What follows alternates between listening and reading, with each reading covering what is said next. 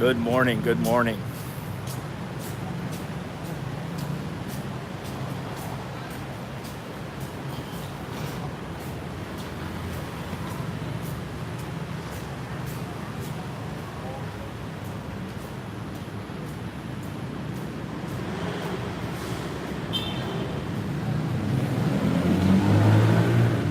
I think this is normal nowadays. Somewhere in the world, all this kind of shit is happening.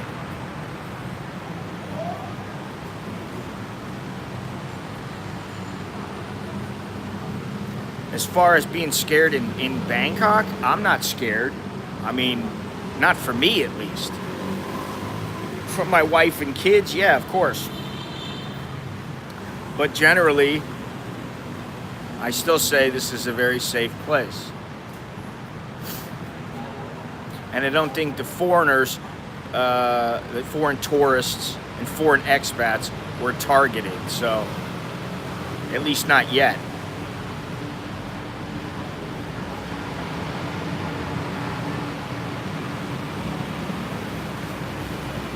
It's safe for most people. It's safe for me.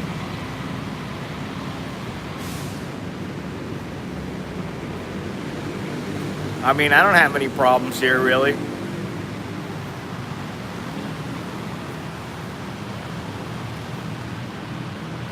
You know, I come here to Starbucks. I just kind of did this morning. I just thought, I don't feel like sitting at home this morning. I got some things to do in a couple hours. I thought, might as well go to Starbucks.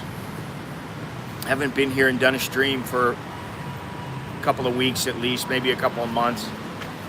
And I get here, and there's nobody here except there's one guy sitting outside at the tables, and there's this at the tables. Now you can go over 10 feet from here, and there's a little ledge you can go and smoke over there. But this guy is just puffing away right next to the door. And I said to the girls, I said, isn't there no smoking outside? You know, at least at the tables? She goes, yes. I said, well, why is the guy smoking there? Well, we told him to stop smoking. We asked him. She said, we asked him to stop smoking and he ignored us. I said, really? So I came out here and I said, hey, and I showed him the sign. I said, what is this? Is smoking allowed here? Oh, no. Okay, sorry. And he stopped smoking. But, you know,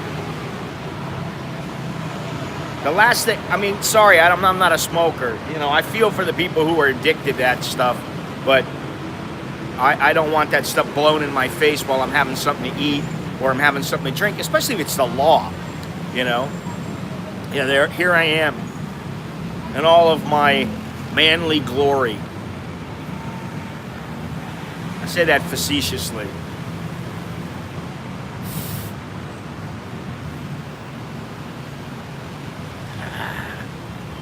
Got my prescription yesterday. Yeah, I'm real big and bad.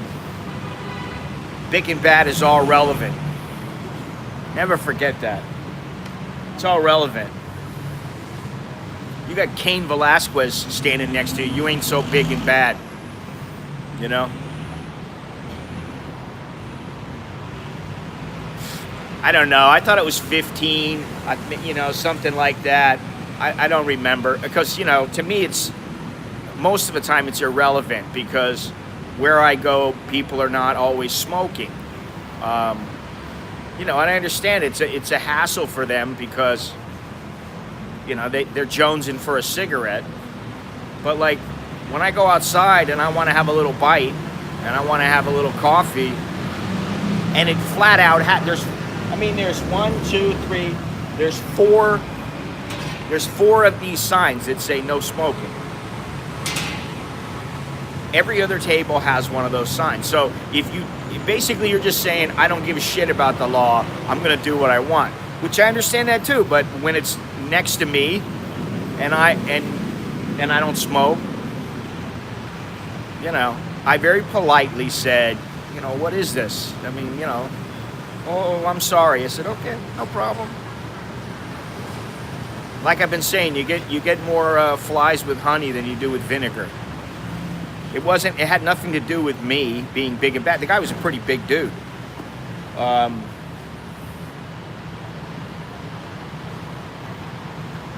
think he was just, he realized, hey, now it's starting to bother other people. If there's nobody here, it's not bothering anybody. So anyway, whatever. At the end of the day, nobody smokes in my house. Nobody smokes around my house. That's what's important.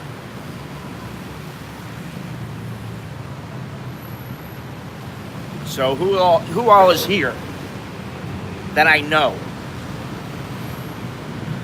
I know Mr. Mitch, Fidelity, Soy Dog. Who else? Jared, looks like you're going home. Yes, that sucks. The flight home always sucks. And especially, well, I don't know how many hours it is to Australia. It's not an hour-long flight, so it's not fun. I don't particularly like flying long distances. I don't take great joy in flying anymore. But to go to the U.S., David, what's happening? To go to the U.S. is a long haul. It takes somewhere between 18 and 24 hours, depending on your route and layovers and stuff like that. And I don't like it, especially if I got to fly economy. If I can upgrade, or once in a while, I've had the opportunity to fly business class and first class for the company I was working for, and also, like I said, upgraded. I've upgraded a couple of times on Bangkok Air, Thai Air, Delta. I've upgraded to business class. It's much easier on the body. It's more pleasant. But to fly all that way, yeah, it's a bummer. But what's more of a bummer is that you cannot go at all.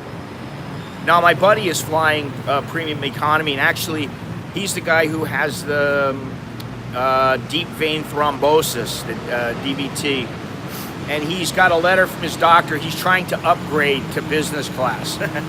But it'll be a little bit easier on him, if they have any openings, they have any seats available.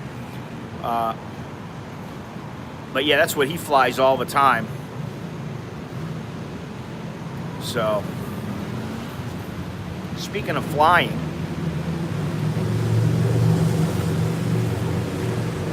what was I going to say? Oh, well, if you think it's a bummer to fly home, just remember when you're flying home, what a bummer it is for all the people who sit there and watch videos or hear about Thailand from their friends, and they can't go for whatever reason, money, responsibilities, whatever it might be. Think about what a drag it is for them.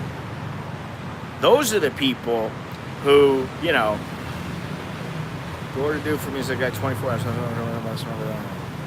Yeah, that's about what it is to Florida.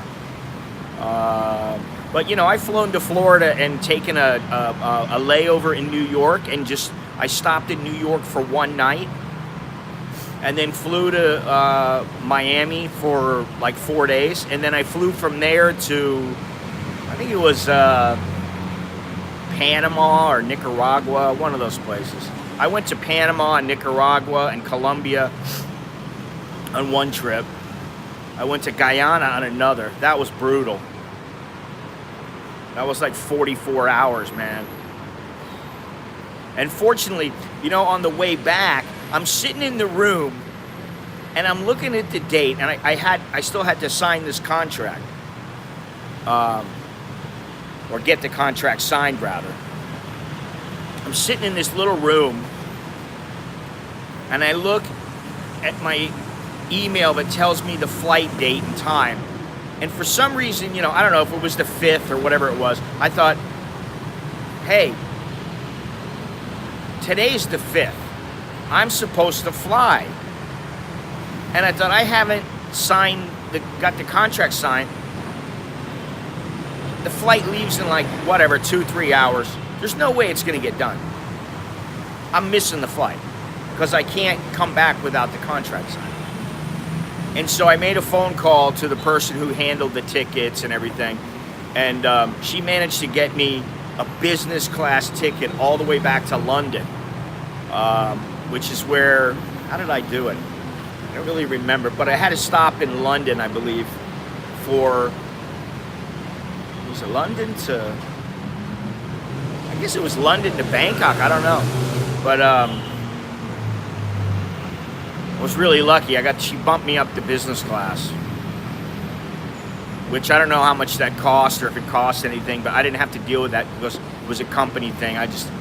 Hey, I missed the flight because I didn't get the contract signed yet. I need to leave tomorrow. Okay.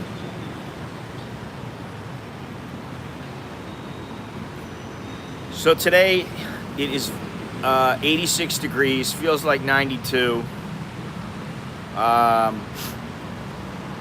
77% humidity, 50% chance of rain. I'm sitting here not moving and I'm sweating because it's so humid. Yeah, I mean, I can't remember. I don't think I've ever taken a flight where I flew direct from Bangkok. I've stopped in Tokyo, Narita, and then flew to LA where I lived at the time.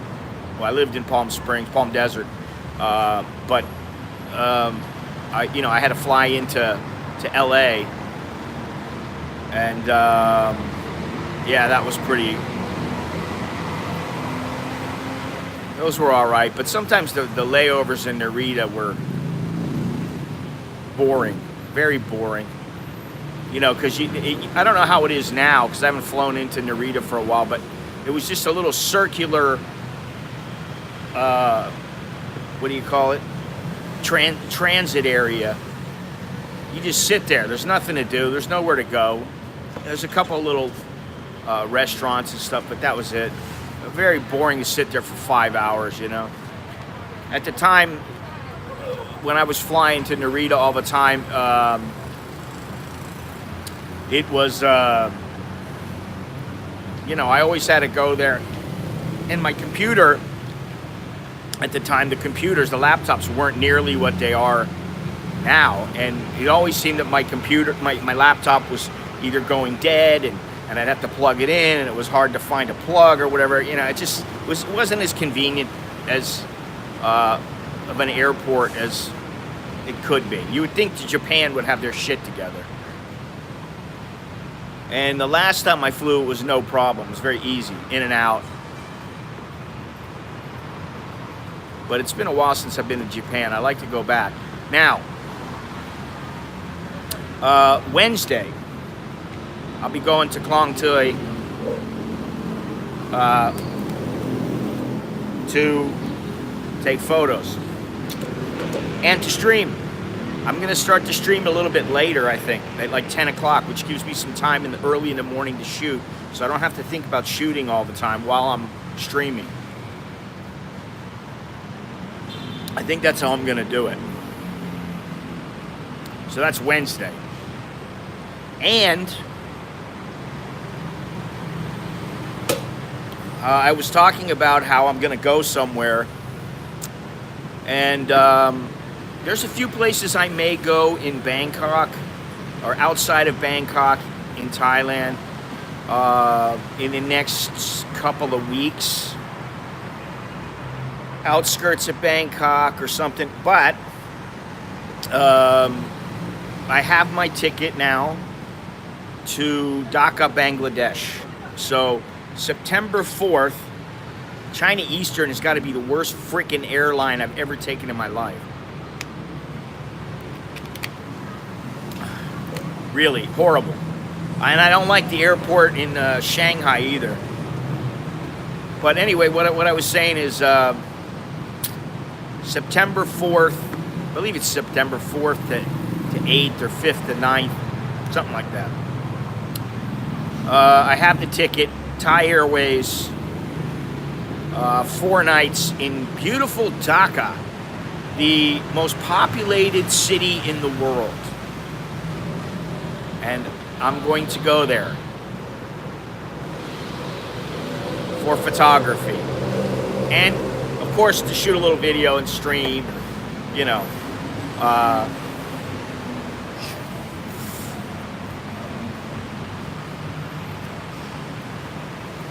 So I'm looking forward to that. So what's that? That's a month. A month away I'll be going. What's this? This is 31 days, 26. Yeah, about 30 days. So a month. A month I shall be going. Man, I can't stand China Eastern, and my wife was saying to me again how we have to go back to the U.S. She wants to go back. You know, my mother and I have been talking about it. Yeah, you know, I should come back. I don't know if we can do it this year, but depending on my kids' schedule, because their schedules now are so all over the place. It's like, you know, if it's just you, it's very easy. You know your schedule. That's it. If it's 4 people, you got to deal with work. You've got to deal with, you know, the kids and their schedule with school. You know, they've got this event, that event now, so it's pretty difficult to align everything.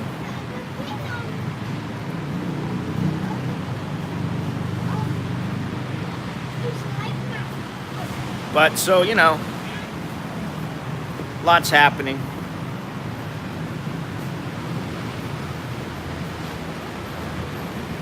Man, we flew in economy. I used my frequent flyer miles and I flew business, I think it was business class on, what airline was it? Some airline I flew. And then, like, the second leg, I flew, I flew business class the whole way. And I had to meet my wife and kids in New York. And then we flew economy on the way back. So that was a bit of an experience. But this time, I don't think we're going to go China Eastern. I think maybe we'll go Ava Air. I don't know.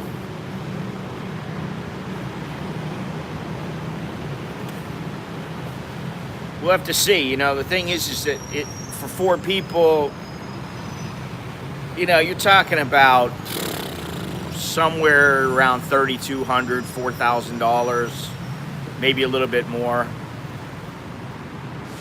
Oh, that's great, man. I'm always getting these new tips on places. Fidelity always sends me good stuff. I don't have the favorite airline I have is the one that's treating me best at the moment. I've been treated very well by Thai, by Bangkok Air, by none really of the American airlines. Although Northwest was okay, but this was years ago. They were okay. God, I can't even think about all the airlines that I've flown. I've flown so many. Singapore Air was pretty good. What was that other one?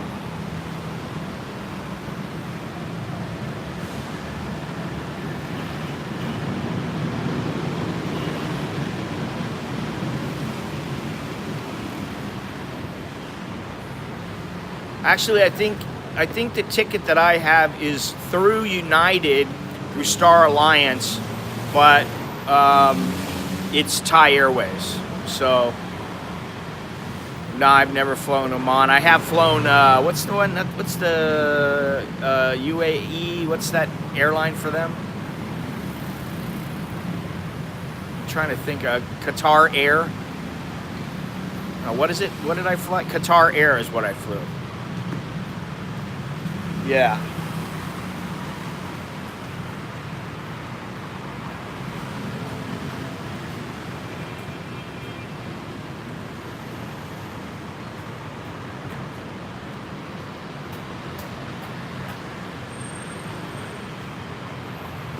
Yeah, I stopped in Dubai. Etihad. Yeah, I've flown that before. I don't give a shit about the movies. I really don't care about the movies. You know, if you're in business class or first class and you have your own personal movie thing, you know, and it's a big screen on your chair, then that's okay. But if you're in, you know, cattle class, and it's one of those where you got to look up, it's not right on your chair, but that doesn't cut it for me.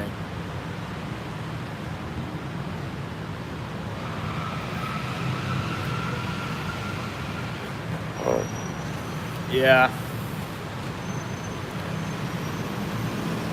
That's part of the problem with airlines is that, you know, you could have one airline in one country and they do things as they should.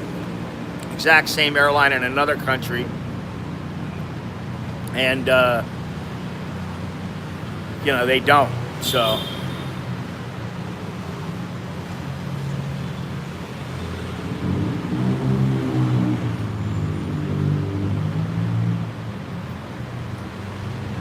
I'm still wondering about African airlines, some of the airlines that travel inside of Africa, because they're quite expensive. I'm still doing my research, still keeping up with that. I still haven't lost that. It's on the bucket list still.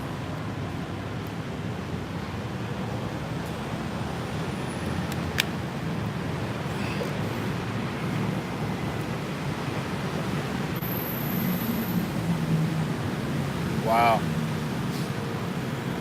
I think I've only flown Japan Airline once.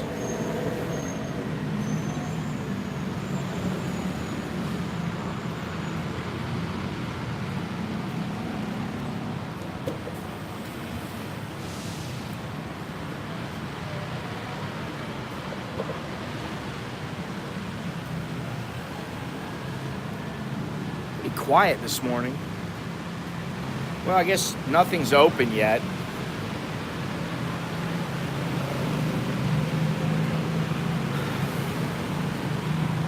The mall is not open yet.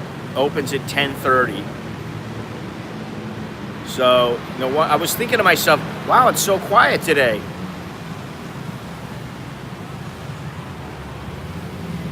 But it won't be in another 30 minutes or so.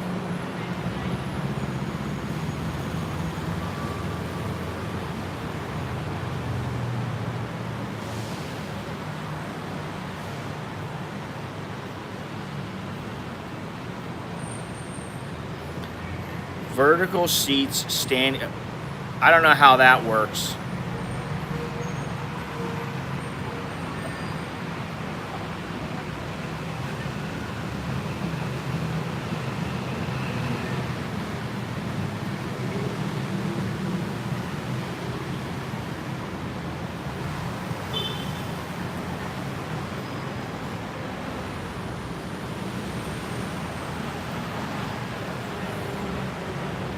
Really? I guess that's good to know. The last time I remember flying on, I flew on, well, what was that one that I flew with the wife and kids when we went back? It was, I think it was Delta. We were in Detroit. New York to Detroit, Detroit to Miami for some reason.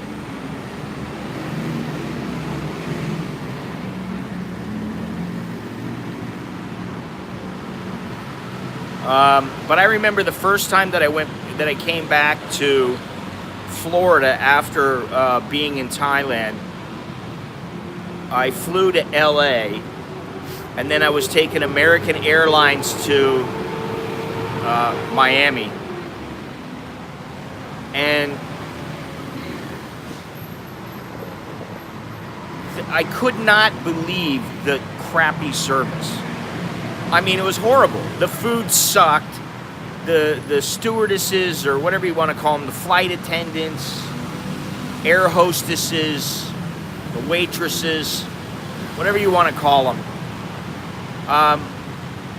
They were just bad attitude, pissed off, not friendly. It was like you'd ask them a question and they wouldn't say anything, and they just take care of you. Wouldn't say one word. No happiness, no joy. And I was like, sucks to be you, honey. Where's the joy? Where's the love?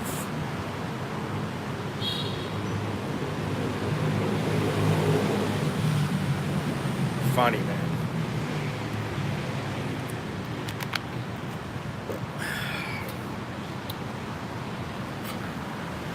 For all the good things that I know America as a country possesses, yeah, that too.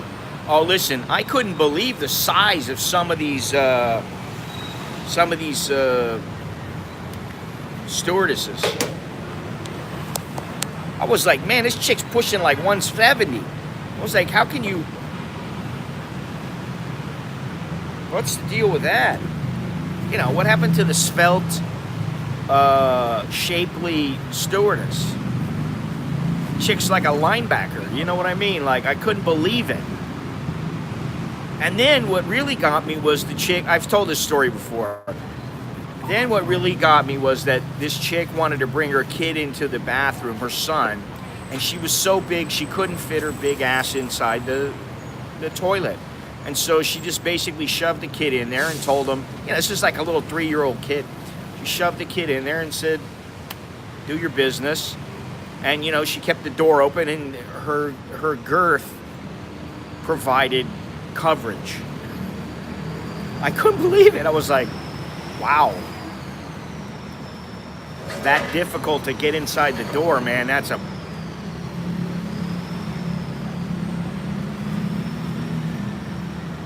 why I think in my whole life, sorry to bring this up, I think I've only used the toilet for something other than a piss in my life one time. In all the flights I've had in my life. Maybe I did in first class. I'm not sure. But never. I just hold it.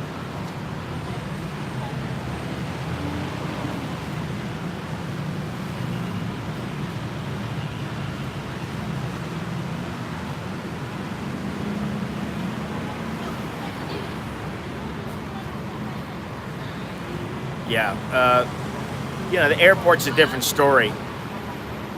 You have a little room to move around. You have, you have the choice of multiple stalls. But inside of the aircraft, I mean, taking a piss is one thing. Same thing with a train. I've never gone on the train. Oh, wait a minute. One time. And I remember thinking to myself, I'm shitting all over the railroad track. The one time I did, the floor was all covered up. It was all there was water all over the layer of the floor. And, you had to hang your stuff up.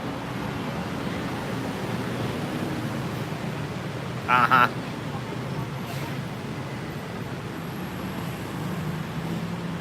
That's when they got to bring the doctor.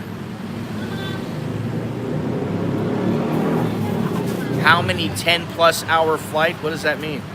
I've had a lot of 10 plus, many.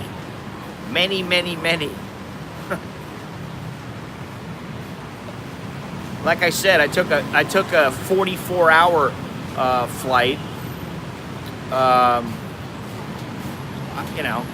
I've taken numerous flights. I mean, every time you go back and forth to the U.S., it's more than 10 hours.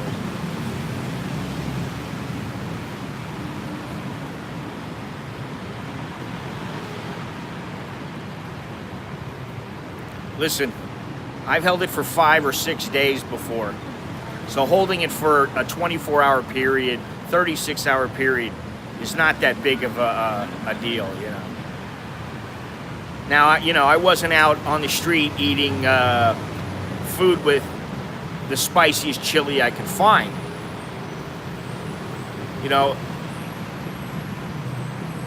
That's a few days before. Only hydrate on the plane. Well, at least fasting a day before is a good idea. Yeah, now the people are coming out. Why's that? You'll be back soon enough. When are you coming? November? You're coming in November. I really have to think about this walk from Bangkok to Pattaya, because, you know, my feet hurt that Sunday night. They hurt a bit. I'm pretty regular too, but you know, for some reason I know I don't want to be pinching a loaf in an airplane or a train.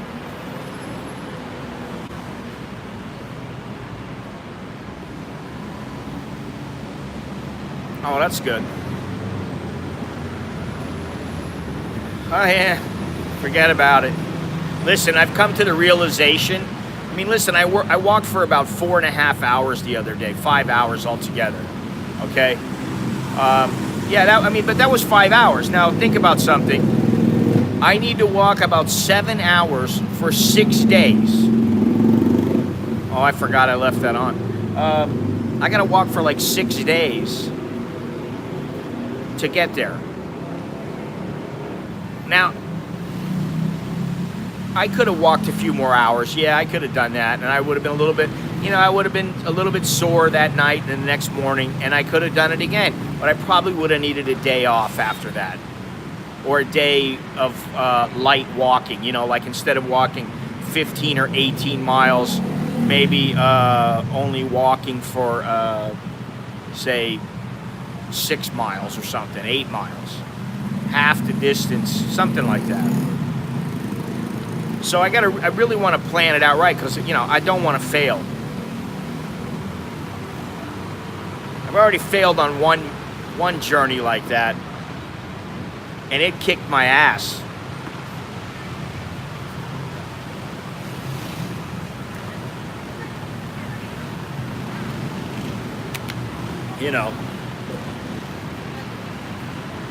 In my head I can still do it. In my head I'm still young.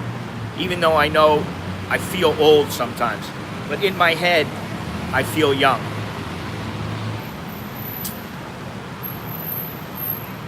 Yeah, I got to build up there. That's the thing. I did go for a walk yesterday, too. A couple of miles, 3 miles. And today I'll end up walking maybe a mile. And then tomorrow I'll probably go for a nice stroll. And then I'll go for a little walk while I'm in Klang Tui. I need to hurry up in Klang Tui because I'm not sure when it's supposed to happen, but they are going to knock down the slum at some point. I think it's next year sometime. So I've got to get my drone licensed, registered, and I got to get a license for it, and I need to shoot the hell out of the place before it's gone. I need to look when they're gonna do that, because I may wait to finish until well, I don't know. They're not gonna just like pop something up. It may be a couple of years, so I don't know. I'm wearing my New Zealand shirt today.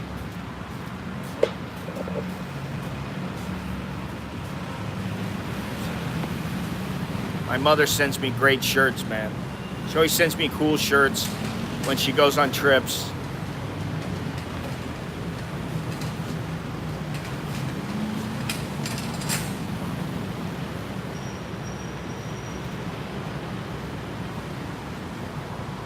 So, any thoughts on Bangladesh?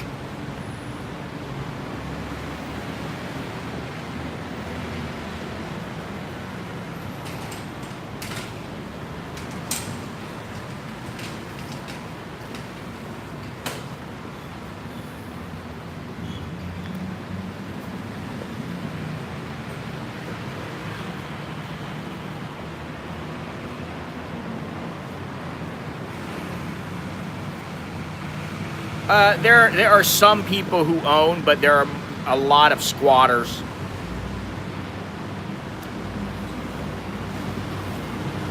Oh, it's chaotic. I mean, what do you expect for a city? Dhaka is, like I said, is the most populated city in the world. Densely populated. I think it said something like, what is it, 45,000, 45,000, yeah, what are we supposed to do? Jump up and down and click our heels? What is it? What was it like? I thought about Sri Lanka, but, you know.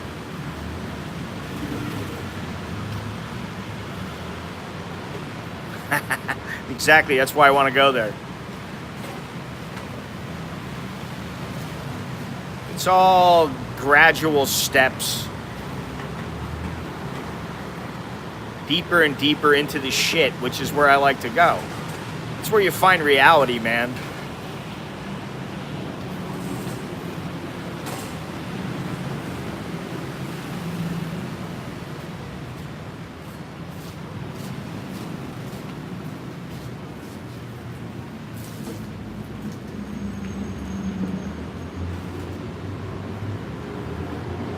Bangladesh, Malaysia. Yeah, reality is dirty. You know, what are you gonna do? Never get your hands dirty?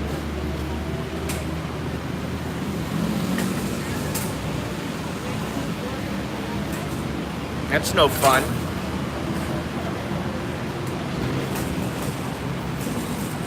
I like to be clean, but I don't mind getting into dirt once in a while.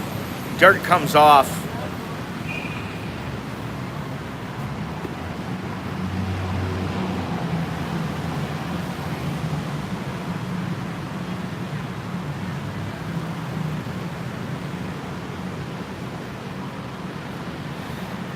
Well, hopefully there'll be some stuff that you guys like. I should stream at least once from there. Once, maybe twice. We'll see. You know, if it's not interesting, it's not interesting. I'm going where I'm going, you know?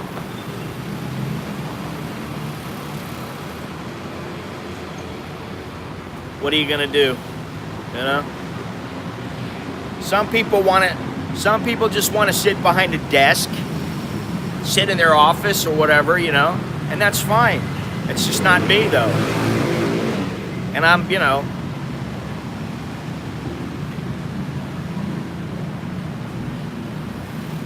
I get tired of sitting behind my desk, or at my table or whatever. And I also get tired of Bangkok sometimes, you know. I mean, like, I think to myself, okay, where am I going to go that I haven't streamed from? Well, maybe I'll go to Klong Toi, or maybe I'll go to Chinatown. How many times have I streamed from there? Klong Toi is a little different because you never know what kind of experience you're going to have there. Which is why I think Lori likes it for that reason also. And you get to meet people that, well, yeah, that's, you know, I was talking to somebody about it, and it was like, you know, you think you're so far removed from living like someone, but really, the reality is you're not, you know. Now, I mean, you know, maybe a couple of layers from here to there, but I'm sure there's more than a few people who were living quite well, and the next thing they know, they've been out on the street. I've been to Jakarta many times. I've been to Borneo. I've been to lots of places in Indonesia. I like Indonesia a lot. And it's a place I'd like to go, but it's the kind of place I want to go when I have lots of time and enough money to stay there for 2-3 weeks at least.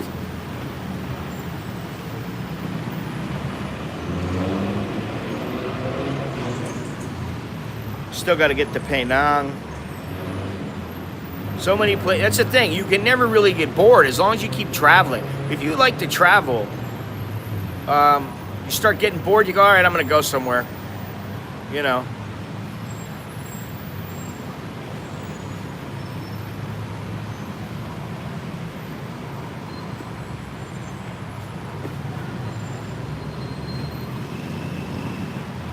Never. Why you ask stupid questions? Seriously. Why would I be moving back to the U.S.? You want to explain? You know something I don't know? Or you think you know? Who said I was moving back? If I ever move back to the U.S., it'll be a part-time thing.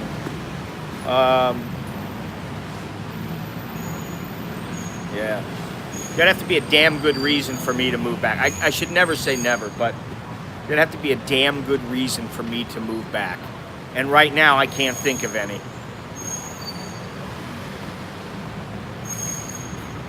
So go.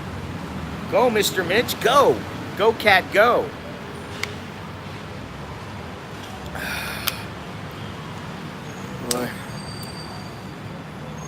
Hey, what's happening, dude?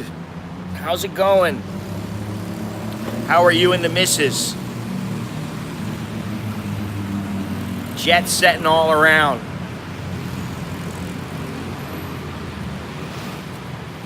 All right.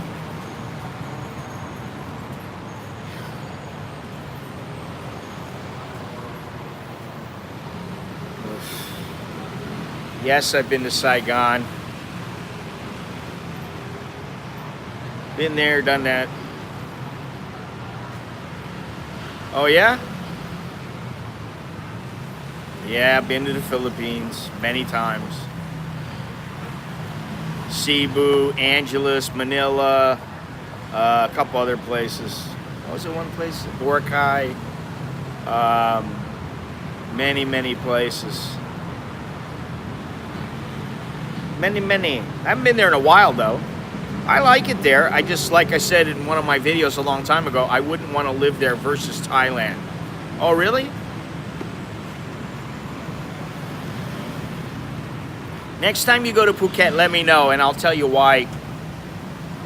What happened here? I got water all over my... Mr. Mitch, a 3 Dong Night fan. Thanks, Dre. Thanks a lot, man. Hey, I saw 3 Dog Night about how many years ago? Well, it must have been right before. No, it was when I lived in Huntington Beach, so had to be about 28 years ago, 30 years, maybe 30 years ago, 30 years ago.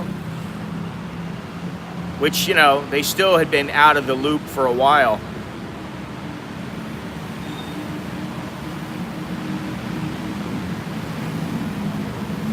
You are the first super chat of the day. Thank you very much. And thanks to all, I know people hate this, but I don't really care. Thank you to all those people who are my Patreon patrons, and also the VIP members of my website, and all those who contribute once in a while. I appreciate it. Contribute in more ways than just financial. There are a lot of people who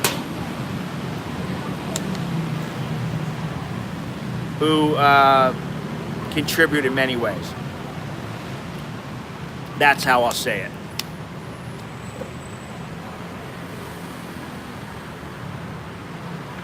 All right, man. Yeah, I got a bunch of video. Man, you know, the thing is I've got very little time, and the time that I do have, I either want to spend it with the wife and kids, or I want to do nothing. You can email me, Dre. You can go into the forum and I can talk to you there about it. Whatever you want to do, however you want to do it, it's fine with me. But yeah, I mean, you know, I got very little time, and now especially, you know, things are coming about photographically, slowly but surely, and so my time is limited, you know.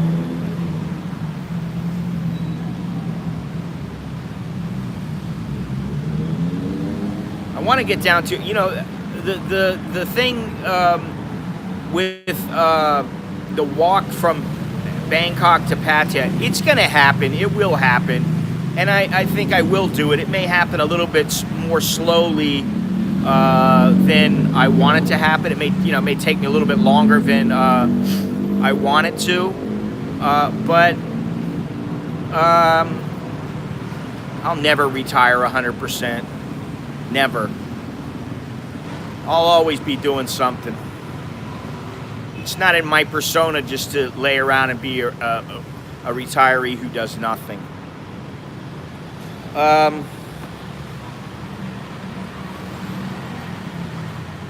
Yeah, I got too many things to do right now. It's one of several things. I either have a lot to do, I either need to rest, and I don't have enough energy. Let's say it's 9 o'clock at night. In the old days I might have stayed up till 1 or 2 and just done something. Now I'm like, man, I want to get my rest because I don't sleep all that well. I sleep maybe 5 hours a night. So, or it's like, hey, the wife and kids have one day where we're all together, so we need to spend it together. So life was so much easier when I first got here.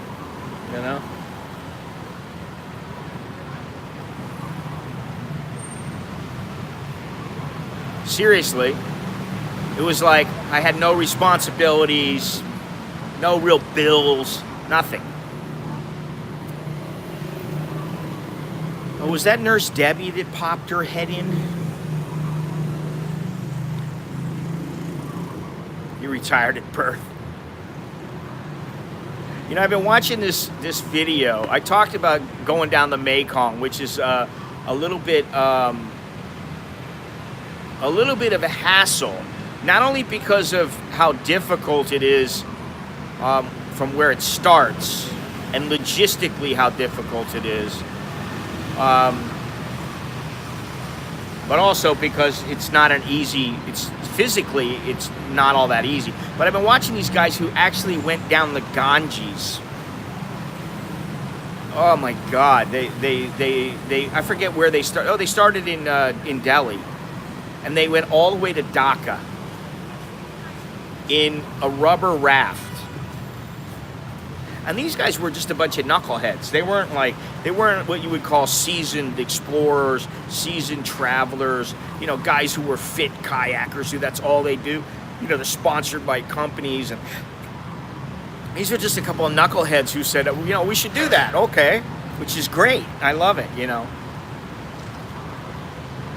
But I don't know, something about the Ganges for some reason. I don't really have the urge to go down that river. It's a little too filthy for my taste. There is a river in Dhaka. I don't remember the name of it, and I believe it cuts through the slum, but it's known as being one of the most toxic rivers in the world. So I want to go there. That's a must. You want to go to filthy places. I'll be wearing throwaway shoes.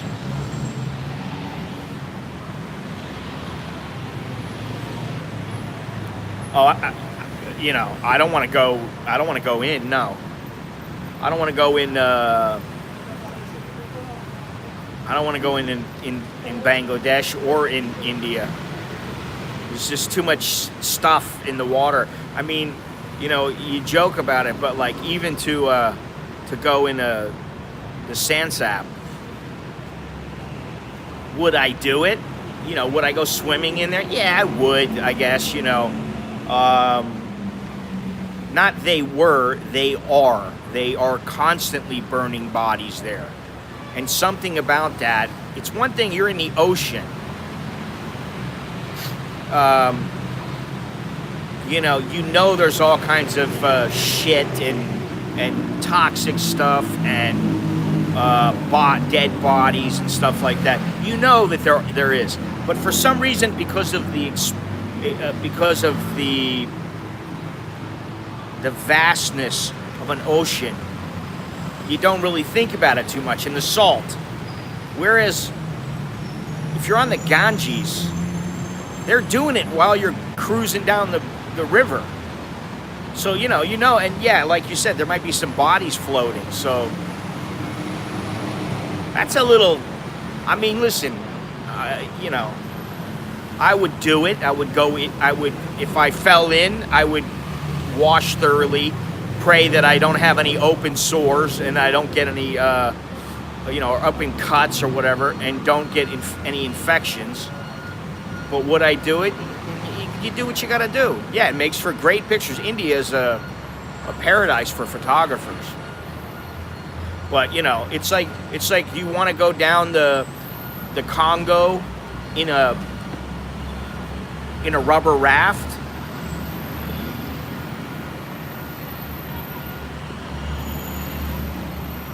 Ugh, yeah, see, that's just nasty. I mean, do you really want to go in a rubber raft down the Congo and you got these massive 18-foot crocodiles that will eat you, and that kind of thing?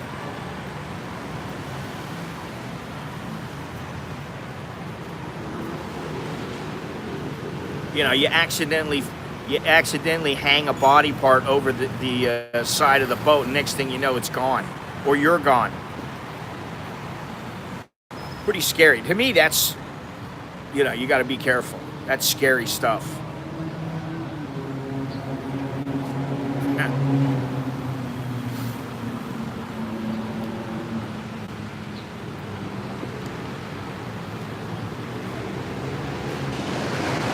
Out of sight, out of mind. You gotta not think about it. Which, if you succeed, wow, you're courageous. If you get eaten, you're foolish.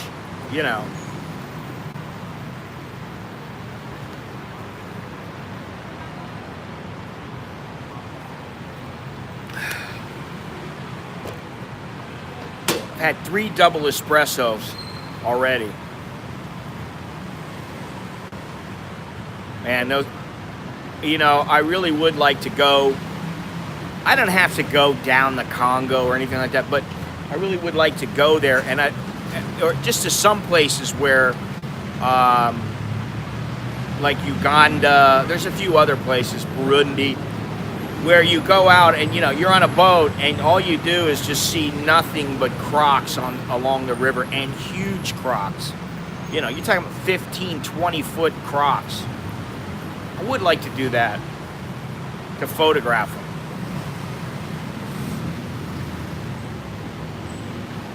There's a lot of things I want to do. I like to go on a walk, like they have the walkabouts in like Kenya and Tanzania and stuff, where you can go with a guide or guides, and you go out and you're walking on the savannah, and there is no shelter, there is no place to hide, and it's you and the lions and the hyena and the zebra, and to me that's pretty cool.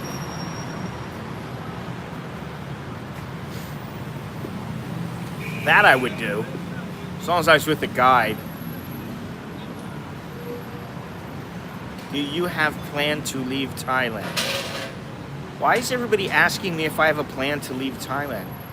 I'm leaving Thailand on the 4th of September, or this 5th.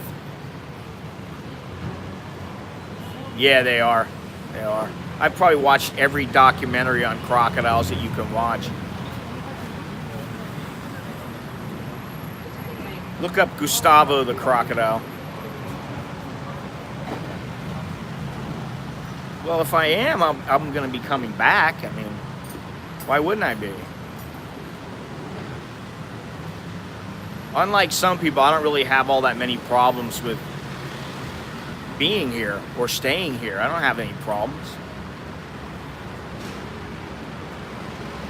And if by chance I did, I'm not concerned about it. What? Situation is not same like before. Really? I don't know. There's only minor differences. Well, I don't know. I don't know if the biggest crocs are still in the Philippines. I don't know. I thought it was in Australia. I know that the biggest croc that was killed was in the Philippines.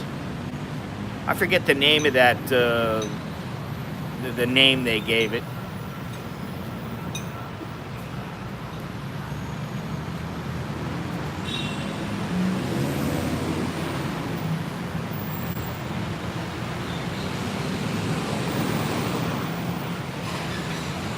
One's like Lumpaco or whatever it was. I forget the name of it. But I saw the one that they killed, and it was massive. All right, man, take it easy. They caught a 25, and they said a big one, about 25 footer. I mean, hey, you know, Billy, I meant to tell you. Do you know that croc place that we went to, I think it was in Siem Reap, that a lady who works there with her husband, or that owns the place. I'm not sure if they own it or they work there, but their kid, I guess they have a couple kids, and one of them was a baby. And so one of them was running around, and the girl was taking care of the baby, and the kid who could walk basically slid under a small section of the fence, fell into the croc pit. That was the end. All gone. And so now they're trying to sell it. But that was the place we went to. Selfie. She's taking a little selfie. Everybody likes selfies except me. I don't like to, it doesn't matter if my wife likes me or not. Makes no difference at all. Sometimes my wife loves me, sometimes she likes me, and sometimes she doesn't like me. Doesn't matter. Doesn't make a bit of difference to me with my visa. And it never will.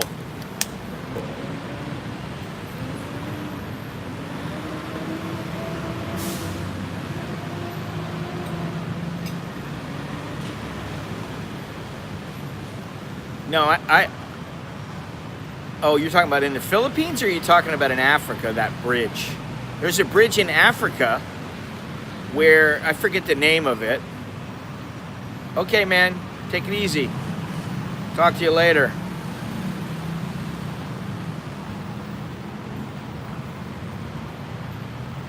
Oh, in Costa Rica. Oh.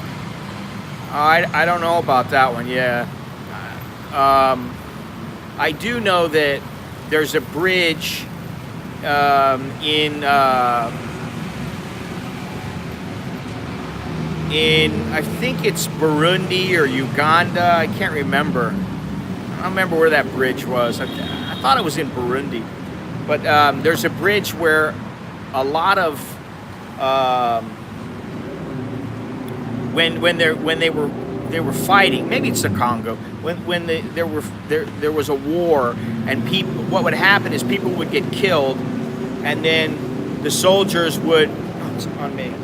The soldiers were, they would get the dead bodies and throw them off the bridge. Hey, what's up? You ever gonna shave? Nope.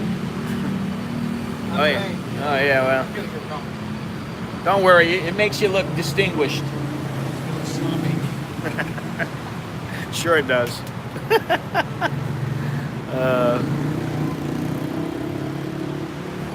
What is this?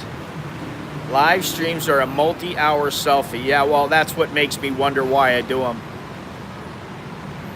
Why I ever came onto YouTube. It makes me wonder sometimes. But now I'm like, I might as well do it. I've already done it now for a long time. Yeah, something like that, I guess.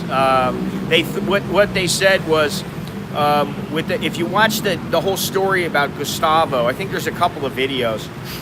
What they used to do, the soldiers used to either throw the dead bodies off the bridge, or they used to get people and throw them alive off the bridge, and the crocs would wait beneath the bridge, and they acquired a taste for human beings. So that area is known for quite a few Atrocities. not atrocities, crocodiles eating people. Did a river crossing, and I thought it was all about the crocs. Probably wasn't. Oh man! Anytime you're in Australia, you better watch out where if you get too close to the water, because all I hear about is people getting snatched.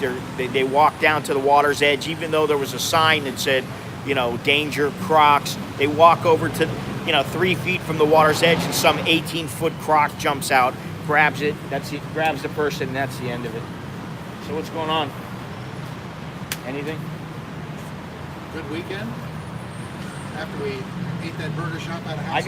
I still have to put that video together. I went to a burger shop the other day. What was the name of it? Berg Republic. Berg Republic. Berg Republic. Quite good. A little out of the way for somebody who's staying down, in the ghetto there, in the Circumvent ghetto. But if you're in this area, say Huamak, Ramkapang, Bangkok, I really like the place. It's very good. If you want to go for a meal somewhere a little bit different, Berg Republic. I should be putting together a video about the place pretty soon. Burgers were excellent. Fries were excellent.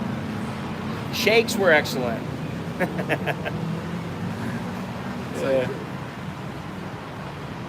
My kid comes home yesterday and says, "Do you want a shake?" And I said, "Well, I like shakes." I thought my wife had just come back from the store with him.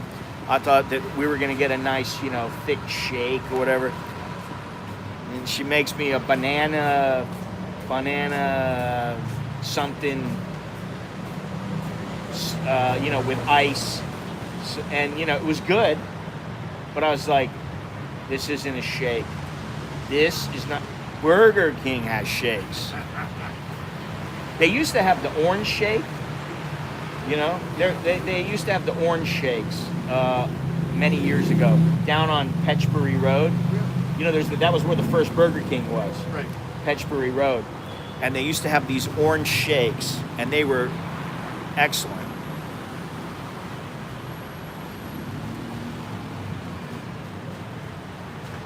Ooh. Yeah, I don't know if you've ever seen, but there's a documentary about a guy who goes down with the Crocs, and he's got,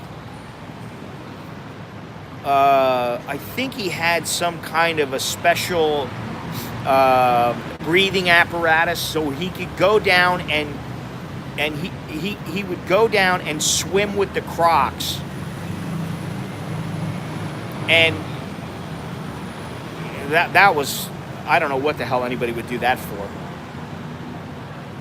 That and swimming with great whites when you're out of the cage. That's a little too crazy for me. To purposely do that. Or with Crocs, it would seem it's even more dangerous, don't you think? If you're swimming outside of the cage with Crocs, if you're not in a cage, like they have the cages in Australia, but if you're swimming outside in the water with a Croc, to me, all they want to do is eat. Sharks are a little more apprehensive. They're not, just because a shark sees you doesn't mean he's going to eat you. I'd be dead by now if that were the case. I've been scuba diving in the Bahamas with hammerheads and nurse sharks, and once they made their presence known, it was like, all right, let's get out of the water. The nurse sharks aren't all that dangerous, but the hammerheads are. Tiger sharks are. I don't know which one it was. I don't want to see the tooth end of either of them. No, I don't want to see my head inside of their mouth. Oh yeah, I've thought about that. That story is legendary. place is getting. We got how many more minutes? 7 more minutes until we get going here. Until the place opens up. How far is Burger World from here? What's the place you told me about? Burger Republic. No, the other place. Oh, Burger Bro. Burger Bro. Yeah. It's about the same, just slightly different picture. Same neighborhood. Yeah. My wife gave me some, what do you call it? Muyong. Yeah. With the, and she put chili in each one. You know, you get chili. And then you roll it up in the leaf and eat it. After about 20 of those, I was like, that's good, man. Then I was like, ooh, better hold back a little bit. I don't want to be eating, 30 chili. It's a little bit spicy. So today I'm a little bit shaky. Last night, my wife wanted to go try the new KFC dish, which is supposed to be an extremely spicy Chinese chili, dark chili. We went, she ordered it, it was hot. Now, you have to understand, I eat really hot stuff. Right. And for me, it was hot. Yeah. Really hot. Yeah, so that's pretty good for KFC. It was not typical KFC. But the problem was, I can also taste the flavors of the chili behind the spiciness, and it was a horrible tasting chili. Oh. I didn't like the What's flavor. that shit on your shirt? Bird shit on your shirt? Oh, that's It's supposed to be there. It's a logo. rat glue. Rat glue? I got one of those rat traps, and I guess I got a little God. glue on my shirt. This is the one and only Mr. Tom. Major Tom. To ground control. Yeah.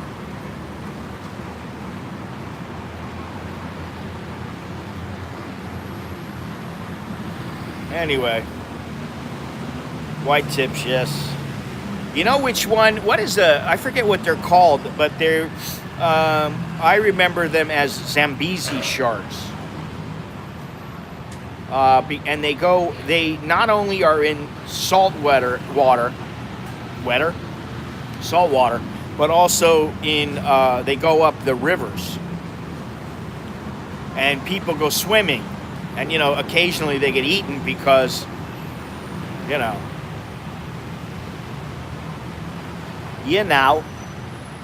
So did I tell you I'm going to, I told you I'm going to Bangladesh?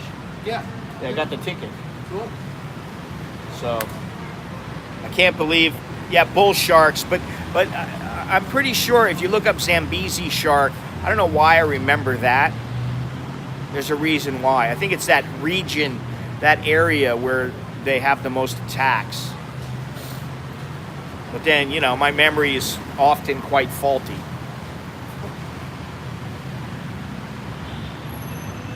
Tom doesn't want to be in the video right now because he says he's afraid that his handsomeness will be too much for the camera to handle. I thought that came out of your mouth. I thought that came out of your mouth. I don't know. I just somehow it came to me. I just figured you'd want me to say it. So yeah, very nice. Now you see, I told you you got a couple minutes, man. People they start lining up. They start lining. Yeah, we all got to eat. They start lining up to get inside. I never like to come inside right away when they open up, But that doesn't sound right. Now hang on a second.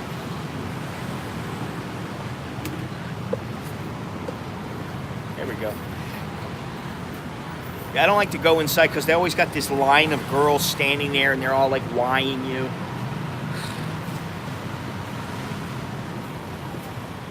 Just ignore them. Well, I mean, it's kind of like, I understand the purpose, but like, it doesn't do much for me. I always wait until they're gone. Then I'm like, all right. Stop staring at me. Yeah. Stop staring at my ass as I walk by.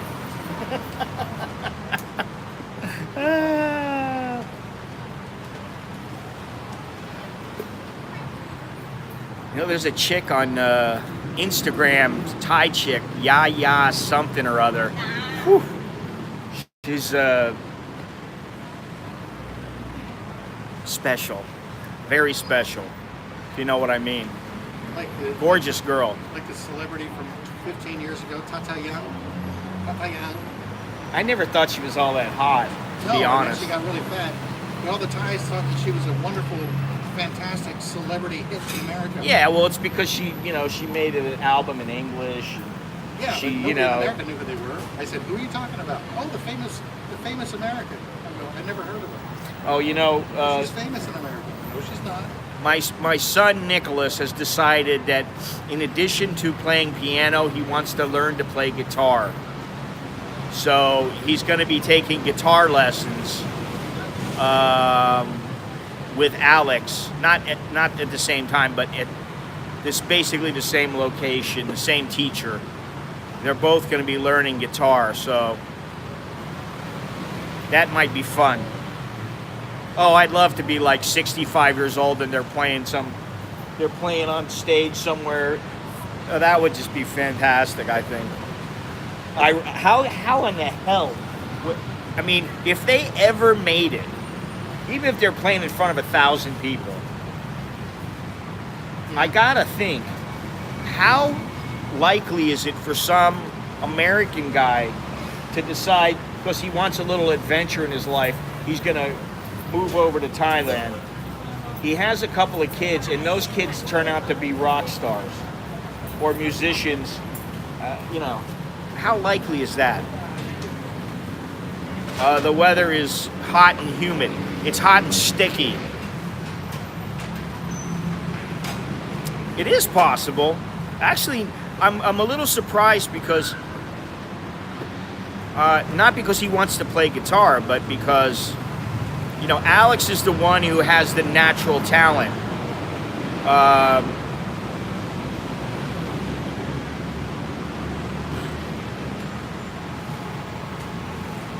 But Nicholas is the one who, he wants it. I mean, Alex wants it too, but Nicholas is the one who has been really practicing. All of a sudden, it just kicked in with him, and he started practicing his piano, synthesizer, whatever, and now he plays a lot better. And I'm like, wow, you've made some progress now, And so now he wants to play guitar. I'm like, all right, so he's got an interest in music, So, yeah, I'm pretty happy about both of them doing that.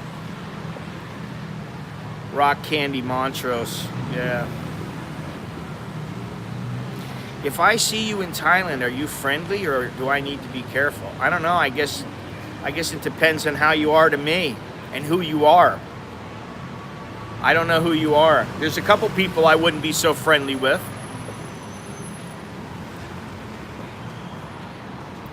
But they pretty much know who I am.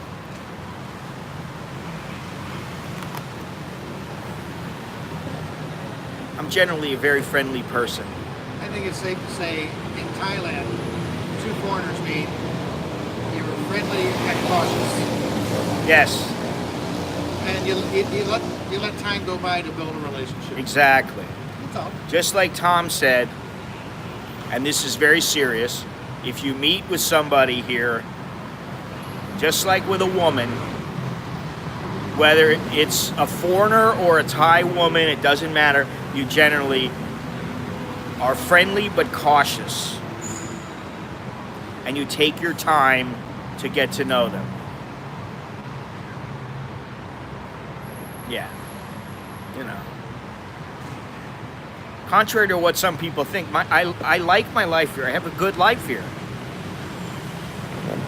Heck, it took I have a nice family. It took Scott 3 years to even say hello to me.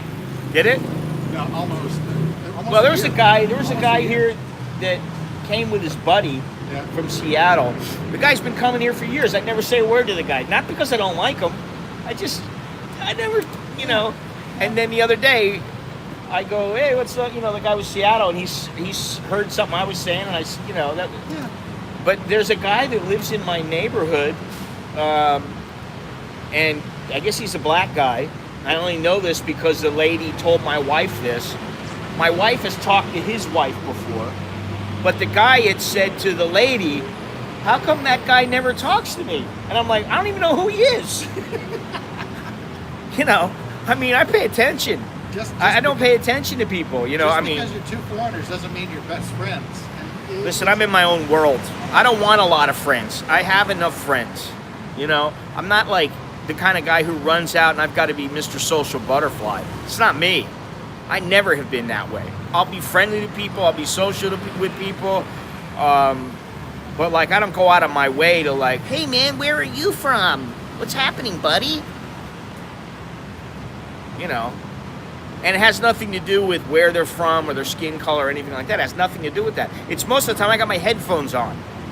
I'm listening to, you know, some podcast or music or something like that. And I'm involved in my own things. I got too much stuff going on. I got to think, I'm thinking about it, you know. Of course they do. Born to an American. U.S. citizenship, U.S. passports, of course, Thai passports, everything. They got it all, man. Thai ID cards. They're good to go.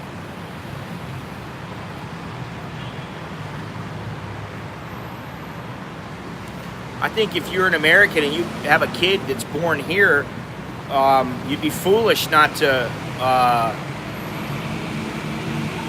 you know, not to get the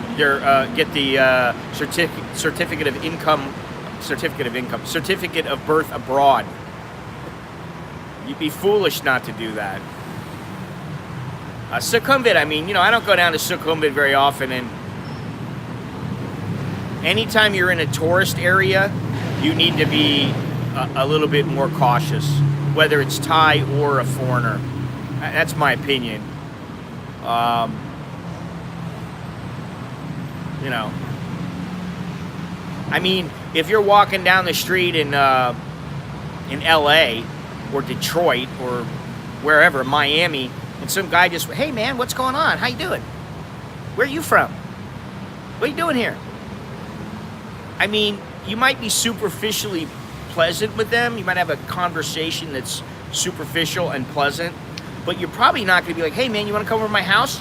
You want to have lunch with me? You want to go watch a fight? You want to go watch a movie? Hey, buddy. I mean, you know. Didn't I just answer that question? I did.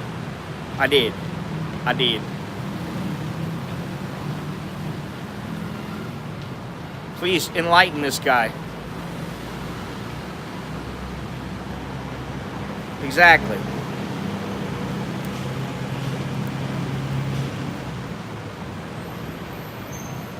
The other thing is, you know, like, I'm just not one who believes that you have to be overly friendly to everybody. You know, that's not the world we live in. Hey man, you're my best buddy, dude. He's a great dude. And you know the guy for like, you've seen him twice and talked to him once. You know, I mean, like, how stupid is that?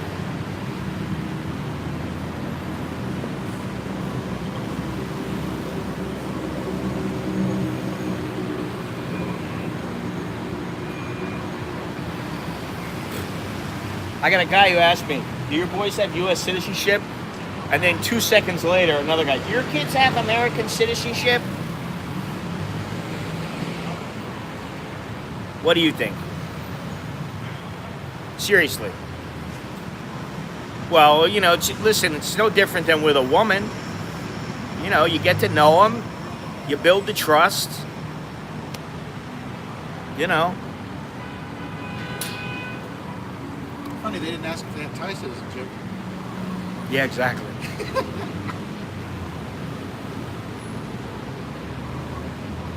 That is funny.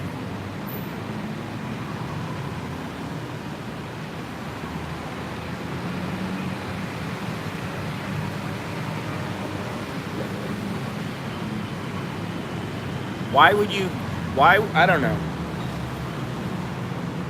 Here, if you're a Brit or an American or whatever you are, I mean, and you have children with a Thai, Why would you not register your children as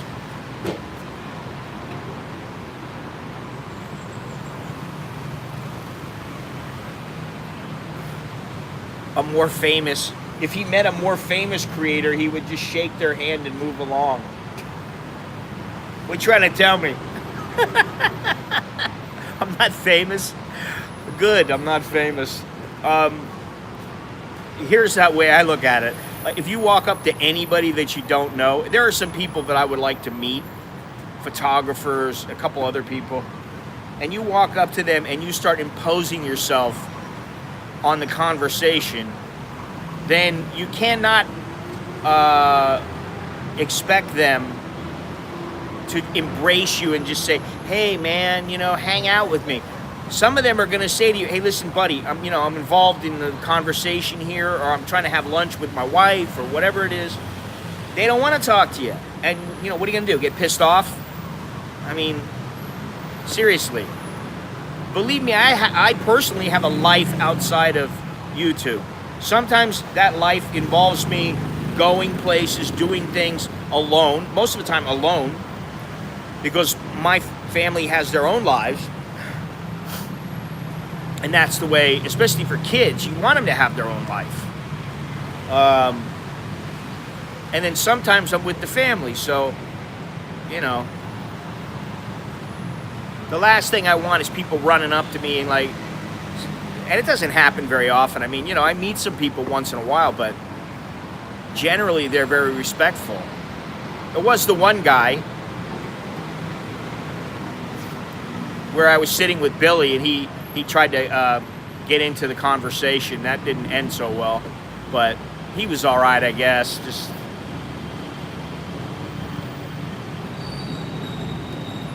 doesn't matter. Just doesn't matter. It just doesn't matter.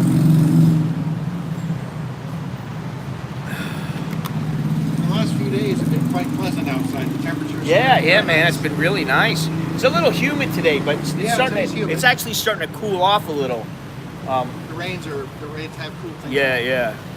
The last couple of days have been awesome. That's when I did that walk, I was really surprised at how cool it was. But there was a breeze. There was a strong breeze the whole time I was walking. So, and I still sweat my ass off. But fortunately, there was no chafing. What is that? The Squatch? What is that stuff? Dr. Squatch? I'm gonna have to check that one out too. There's a couple people I need to contact before I get on that walk again. But hopefully something will work out, because what the hell? Like she's carrying 4 backpacks on her.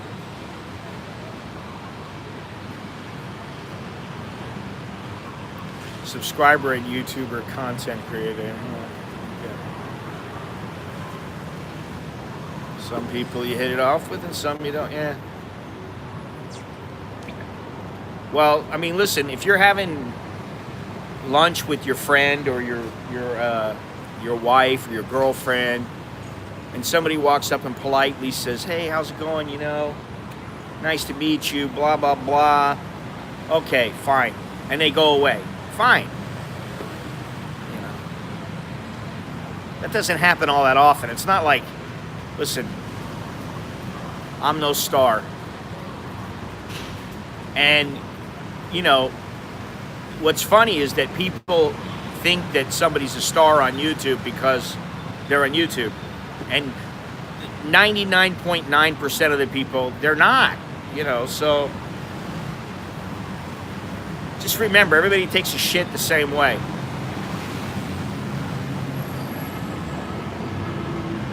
Don't be a fanboy.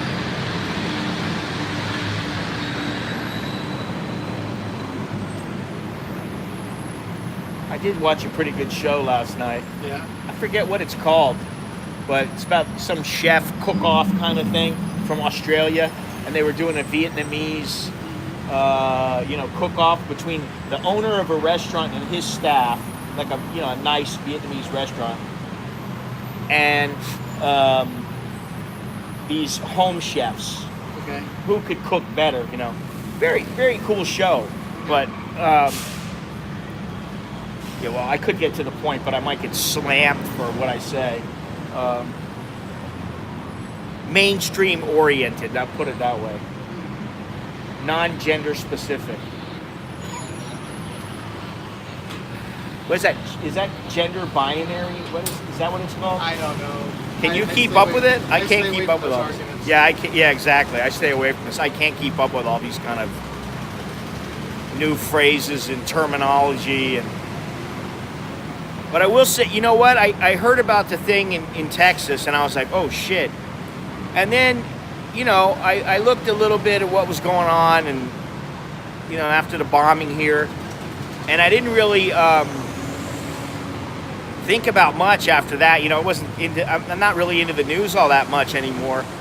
And then I heard something about Ohio, and I was like, what? Ohio? I saw that. One right after another, man. People are going nuts, man. They are. People are going crazy.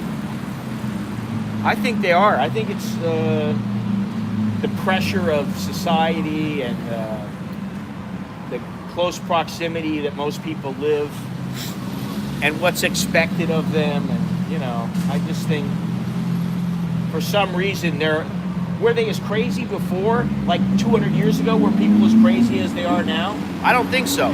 Did they have mass shootings? CNN says it's the privileged white men who've lost their position avenging. the Oh, loss of Jesus their position. criminy. Privileged They say- white men. They say, privileged white men. Oh, please. I don't get that whole argument either, but I'm not going to get into that. That's one of the reasons why I live here. It's not one of the reasons why I moved here. This whole PC movement and this rubbish that is spouted. But once you're here, the whole thing looks a little ridiculous. Oh from the my outside. God. I mean, but it is one reason why I stay here. Yeah. Because I don't want to deal with that shit. Because I'd be scared. Oh, did I say the wrong thing? I've been watching this show about Native Americans, Indians, if you will. And they're playing basketball. And it's their way out. And I thought, listen, if they want to be called Native Americans, that's fine with me. I don't care. I mean, whatever. People have been saying that stuff for years. They've been saying cowboys and Indians for years. But I understand. You don't want to be called that? Fine. What does it matter? A, they're not native. They migrated here 10,000 years ago. B, that wasn't Well, America when they came here. That's not the point. That's not the point. The point is that if you want to be called Tinkerbell, I'll call you Tinkerbell. Oh, God. I think the proper term would be aboriginals. Wouldn't that be for... No, aboriginal, take it apart. Ab is a prefix. Original means near the original people. Okay. That's what it means. My point was... Hey, Gennaro. My point was that... Let's see if I can remember my point. That's how much I care about this. And I know there's a lot of people that do care. And I don't want to upset you. I do. Don't get triggered.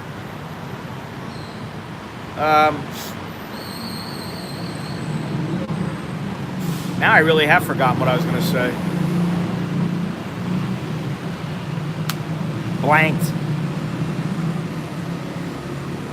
This stuff is so foreign to me now that, I forget what it was that I was talking about, but my kid said to me, don't you know about that? And I'm like, no, I've never heard about it. He's like, really? I'm like, yeah. I'm like, I'm way out of the loop, man. Yeah, don't call me late for dinner. Like I said, if you want me to call you Tinkerbell, I will. But don't implement laws that say if I call you Tinker, I don't know, Tinkle. Honeybell or Tinkle instead of Tinkerbell, don't implement laws that say you're going to throw me in jail or fine me and ruin my livelihood. I think that's a bit absurd. you know, if you're gonna do that, then I mean, you know, hey, oh my, I saw, who was it that got fat shamed? What was it? Who was it? Some chick? Oh, Whoopi Goldberg. Who was it that she fat shamed? She fat shamed somebody. And what does that matter? We're not talking about big motorbikes. Jesus Christ. I get the oddest question. Do you have a big motorbike? Fuck. Actually, today my feet are pretty good. Yesterday, I was a bit sore. I was a little bit sore.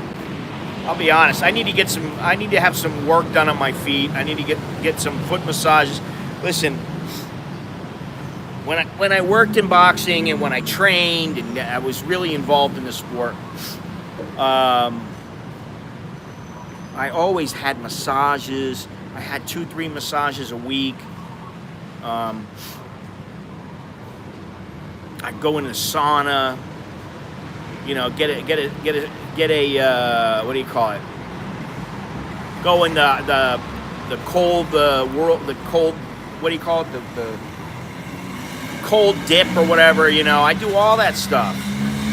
But, you know, and I should do some of that stuff now, which basically means I should take better care of myself, which is true.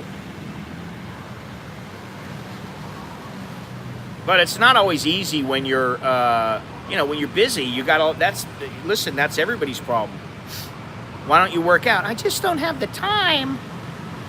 Do I have a discount card? No, I don't. Sorry. Can you get me one? I'd really love to have one. Although, how can you discount free?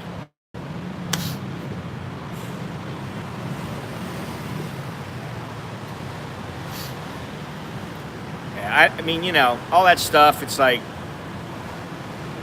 I'll never forget, and I've told this story before, I'll never forget the time when I went, I was at Lumpini Stadium. I was actually photographing the event.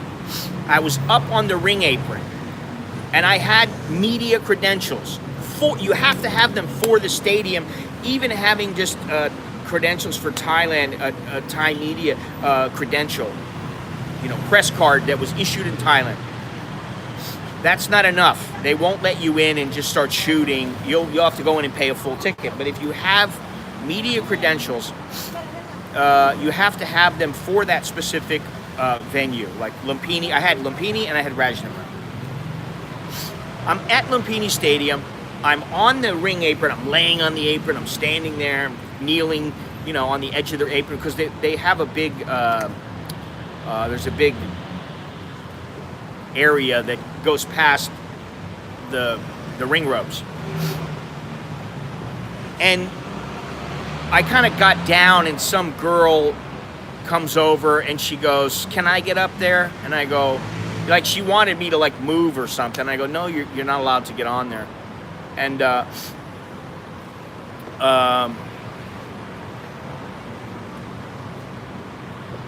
well, the way you're acting right here, you probably should run away.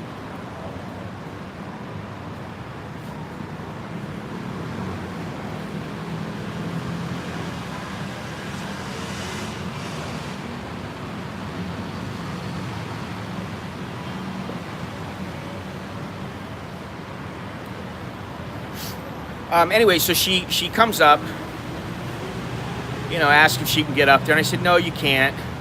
"Why not?" I said, "Females are not allowed on this ring. You're not allowed to touch the ring." "Why?" "It's their culture. This is how they do it."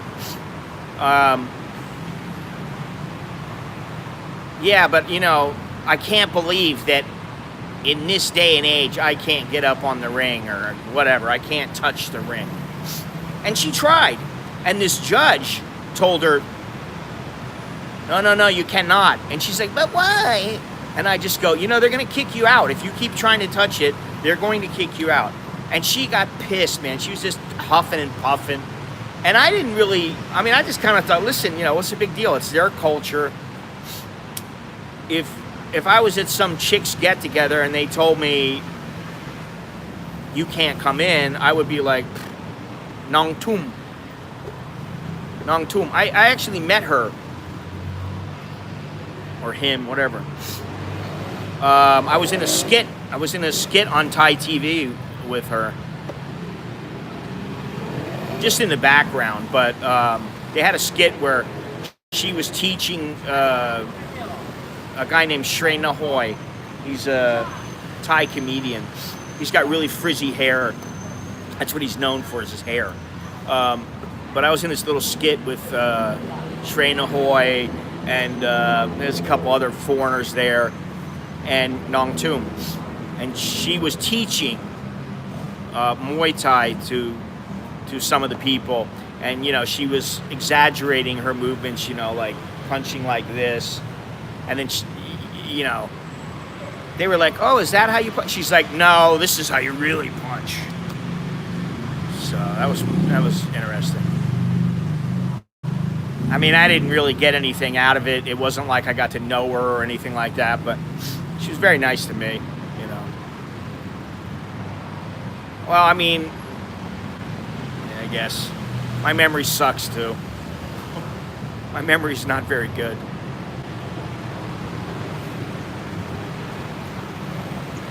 Certain things, it seems to be quite good, but other things, I don't know. I don't know why. Usually, if something isn't very important to me, or I can just look it up online, then I don't remember it.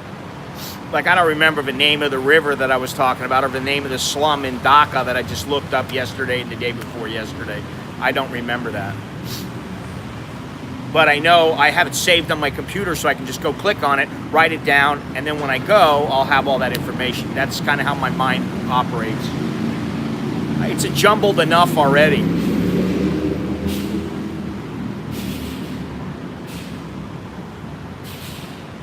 Yeah. Hey, you know, I was in the beginning of the stream, I was sitting here, and who's that guy over there? And he's sitting there smoking right here, and I put my coffee down, and I'm like, smoking here, you know? So I asked him, what's the deal? Oh, they're not supposed to be, but we told him not to smoke, and he ignored us. So I came out here and I go, hey. I was nice about it. You know? I was like, what? He's like, oh, sorry. You know, they don't want to make any problems, but when it's the you know how it is. It's the establishment. That's a different story. But when, you know, you got a couple people griping and groaning, it might be a little different. It's male privilege being intruded on. Wait a minute, don't I have privilege here? Oh, wait a minute, I don't have any. I'm a minority.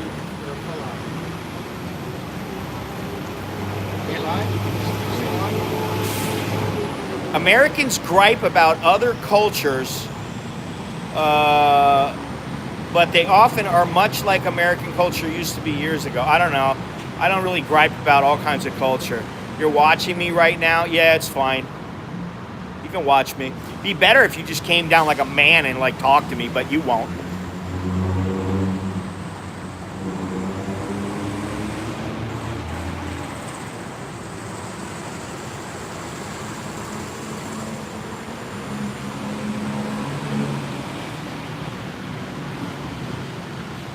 I hope that's not who I think it is.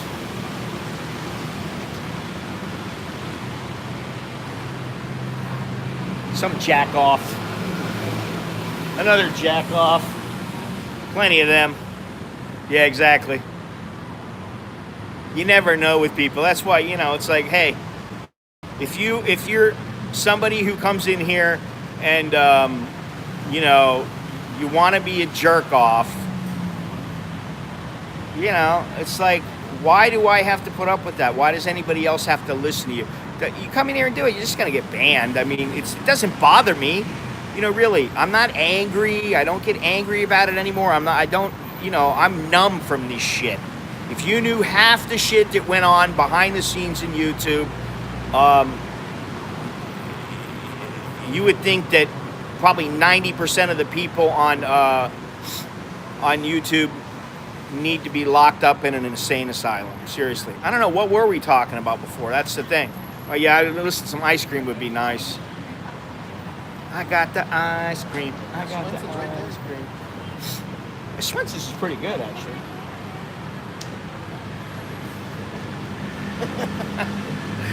What were we discussing, Ian?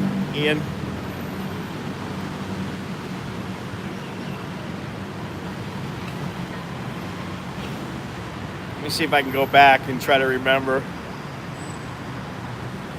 Oh, Americans gripe about other cultures, but they often are much like American. I don't know that Thai culture is much like, yeah. Well, nah, I think I finished that up.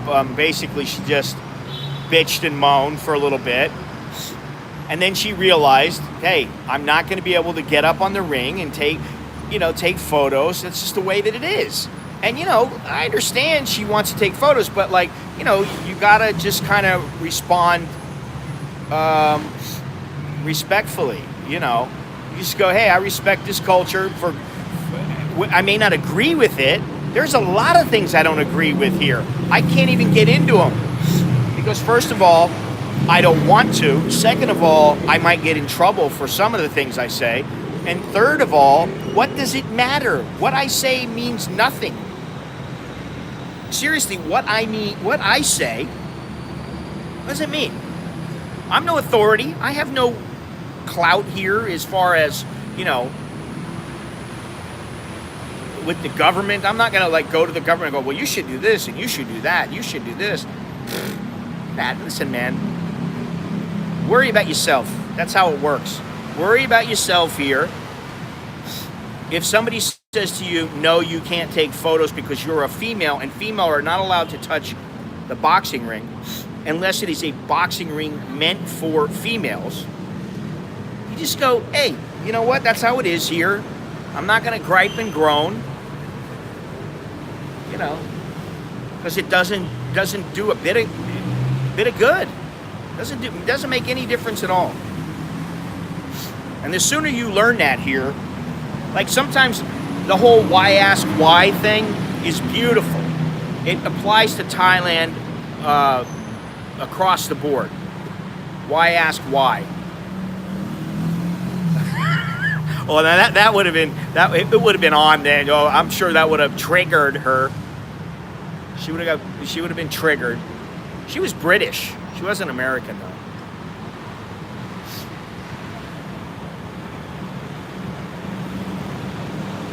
What am I going to do? Sit down, understand this is their culture, not yours, and shut the up. That wouldn't have went over too well either. But the world is supposed to be the way I want it to be. But it's not. The world is the way that it is. The world is the way that the world is. Everyone else is wrong. He said to tell the girl, did you know that you're inferior and that's why you can't touch the ring? That would have really set her off. Did you know that? And there was another guy who just commented and said, but she is inferior. Did you know that they'll put you in jail if you fall? Yeah, exactly. Here, if you can't apply that, I've said it so many times now. If you can't just say Mipe and Rye, if you can't just say, I get pissed a little bit sometimes at certain people for doing things, but for the most part, when it comes down to it, I try to bite my tongue. I try to relax and try to understand and just say, hey, this is how it goes.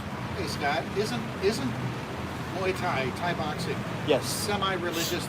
Aren't there some spiritual and religious yes, aspects definitely. to it, right? Yeah. And a woman is not allowed to touch a Buddhist monk in Thailand. Well, that's true, but also the reason is that when they go into the ring, supposedly it brings bad spirits. Well, no, that is the ring. That's the reason that they say. It has to do with the spirits. They bring bad luck. Yeah.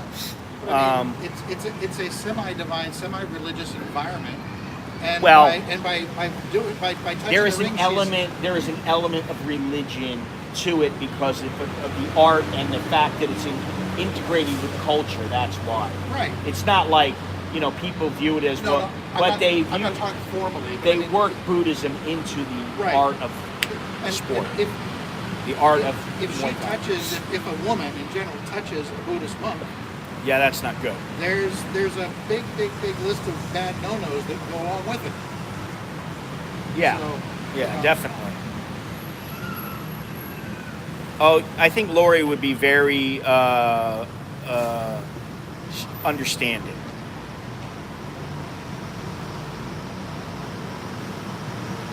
Yeah, I mean, there are people that I don't like. There's a few people in my life, over my lifetime, that I despised or despise.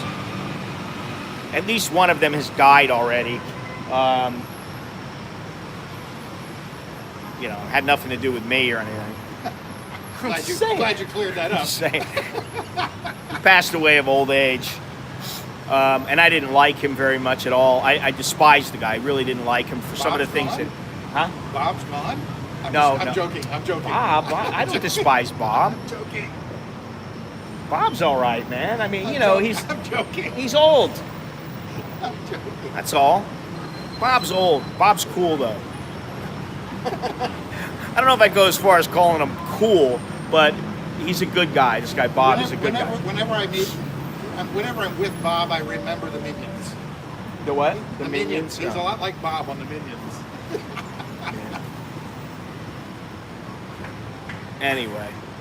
No, this is a guy. He's an older guy. He's been here a long time. But he's a guy who called me up and was asking about... he was asking me about the new retirement requirements and did I know about them. And this is like... it had to be like 6 months after no, despise is correct. Despise is dead on. So it might be harsh, but that's the reality. Anyway, it was months afterwards, and he called me up. Hey, did you know about this? And he kept saying to me, I've got to transfer Pat San Bot. I've got to transfer Pat San Bot. And I'm like, why are you speaking to me in your limited Thai? Why are you speaking to me? He knows all about languages, but his Thai language skills are lacking. His fluidity is very, very lacking. Yeah, his fluidity is definitely lacking. But he's a good dude. Good heart, I think. You know, he's got a good heart. Good, nice guy. He's older. How old is he? 80? 80 plus. He's 82, 83. I thought he was. Yeah, I thought he was something like 86. But yeah. He's an older guy. But you know, he's the kind of guy that it's a little difficult to get away from him sometimes. You start talking to him, and it's like, listen, you know, I gotta go, man. I gotta go. My wife's waiting for me. I gotta go. He said, yeah, but you know, I think sometimes as we get older, we lose track of time because we're not sure how much time we have left. Kwai Chang Kane, yield and overcome. Well, there is something to say for yielding, or what is it? The path of least resistance, and that path may be doing nothing at all. I think that's you know. Despised. I don't see that despise is that harsh of a word, if you ask me. It's a better word than hate. I try not to hate anybody. I think it's a stronger word than hate. Really? Personally, yeah. I don't. How about dislike? I like a lot of people. I dislike a few people. How many people on Facebook do you unlike? There's a few I've unliked. Yeah. Not very many, though. Facebook and Instagram, not many. YouTube? Yeah. Whatever. You know, what are you going to do? You just keep... Sometimes I think it's better to be in La La Land. I'm serious. You just go, whatever.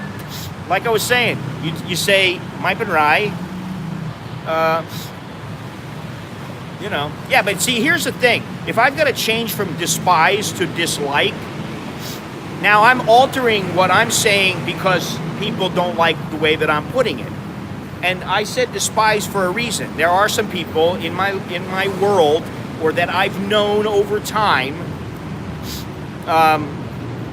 There are people that nobody here in this stream even knows. There are a couple of people that I do despise.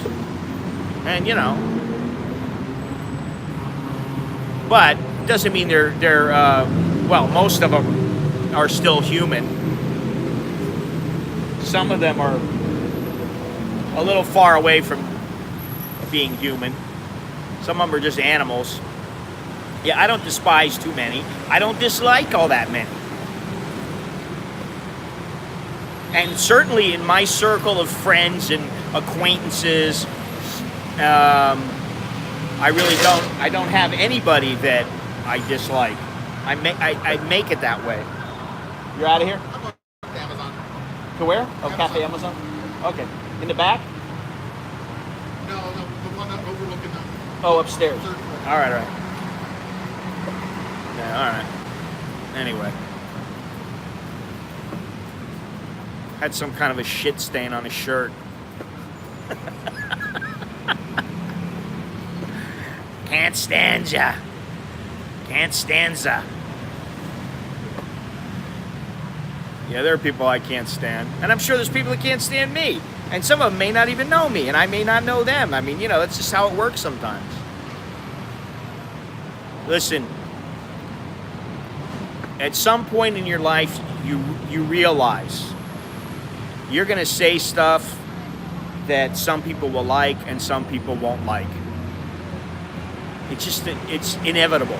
Some people are going to like you. Some people that hate you for whatever reason. And you know what? It doesn't really matter. As long as they don't affect your life and hurt you. And what does it matter? How many people are in the world now? 7 billion and counting. Yeah, exactly. Listen, I got family, and I'm really lucky because I have about a dozen people that I consider friends. I only see a couple of them. A couple of them I see every 4 or 5 years. A couple of them I see every couple of years, and 1 or 2 of them I see every couple of months. You know. So I feel fortunate that I have that circle of friends, and my family and I get along and all that kind of stuff. I feel lucky about that, you know, grateful. Not to make it sound like it's all sunshine and lollipops and rainbows, but you know, like I always say, life could be much worse. When I go to Klong Toei, you'll see life can be much worse. I go to Dhaka, life can be much worse. And maybe that's why I like going to these places, because it always reminds me, your life ain't that bad, man. You're sitting in the basement of mommy's house, spewing hate. Think about, you know, some of the people. Well, that's a nice phrase there, Gennaro, really. It is. But, you know, you think about all the people who have it far worse. There's always people that have it worse than you.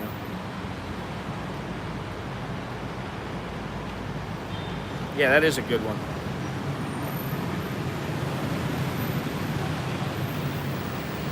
Have an attitude of gratitude.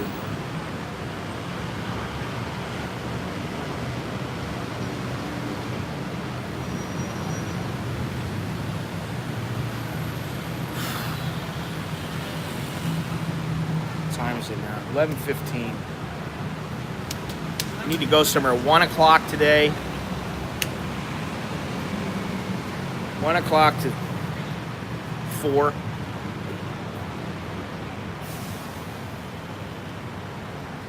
Alex is gone. He's on some adventure somewhere. I don't know where he is.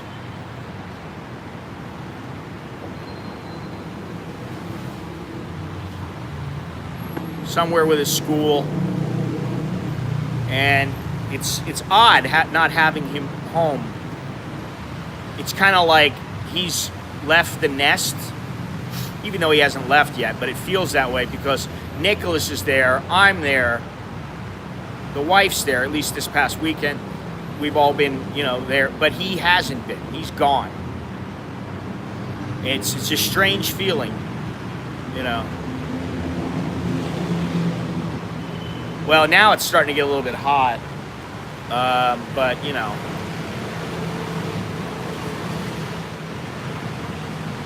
Early now the clouds are burning off and everything, you know.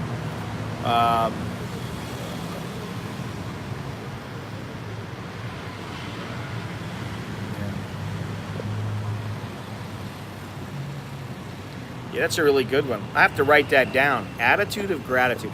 I mean, you know, for the most part, I do remember, but I mean, listen, if we lived in the world 300-400 years ago, compared to now, we're a bunch of softies, man. You know, even 100 years ago, we're softies, man. I mean, we got it good. You know. Oh, you know what? Ha. I did go to the eye doctor.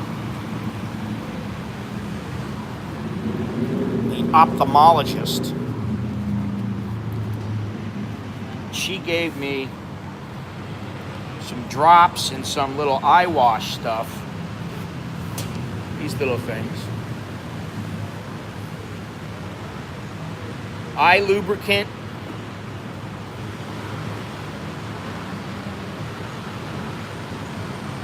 I don't know, something to keep your eyes from becoming irritated, or to help with irritation, because she said, oh, your eyes look rather irritated. I'm like, you sure it's not me?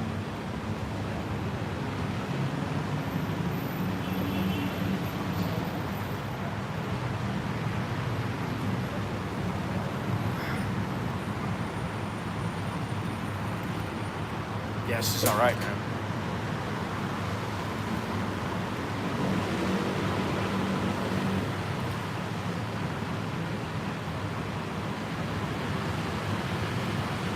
So hopefully Wednesday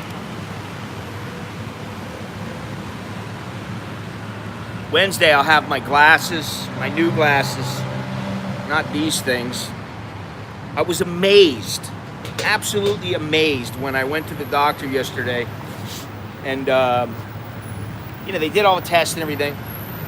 I talked to the doctor, and then she gave me, you know, she turned me over to the guy who checks your eyes for which glasses would be best, which strength of glasses would be best for you. And he put some on me, and I just went, holy shit, I can't believe I can see this good again. I didn't realize just how blind I am. I mean, I know I don't see as well as I used to, but I didn't know to the extent. You know, I mean, like, all of a sudden I was like, wow, that's crystal clear. And like 2015 was crystal clear. I was like, I can't believe that. So I'm anxiously awaiting, I'm probably just gonna get a pair here, because I can get them in an hour, and then I'll find a place and get some better ones. You know, that'll be my first pair, and then have a backup pair, because I need them desperately. LASIK is a couple $1,000s. I mean, you know, it's like, yeah, I would like to get LASIK. My insurance is not going to cover it. It means it comes out of my pocket, and I got other things that are, I'd rather just wear the glasses. LASIK, yeah, everybody says LASIK, but you know, $2,000 on kids' tuition or $2,000 on LASIK when I can wear glasses? Not right now, you know. It's the way it works. I know some people may think this is you know, they may not understand this, but you know, when you do have kids, I don't mind not having much money in my pocket, because they're doing everything headed, you know, when I'm gone, they need to be able to take care of themselves and live their own life however they want to do it. So that's what's most important, is getting them to that point. Yeah, my eyes are bad now. Shoot. I'm an eye doctor. LASIK doesn't last. Oh, really? Wow. It's interesting that you say that. Now, what happened to my, shit. Yeah, exactly. That's what parents are for. And, you know, what are you going to do?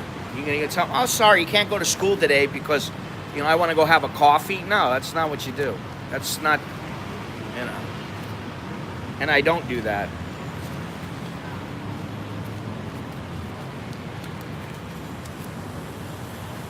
Really?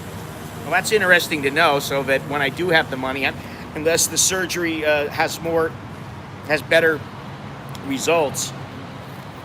Here's what I want. I don't piss away with the money.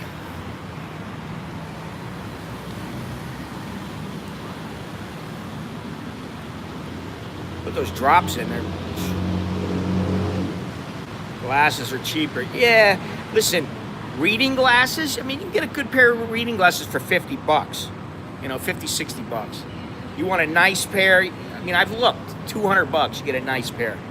Some sunglasses, you know, you want some Ray-Bans or something like that, you can get them a couple $100. So, you know, to be able to see, it's well worth it.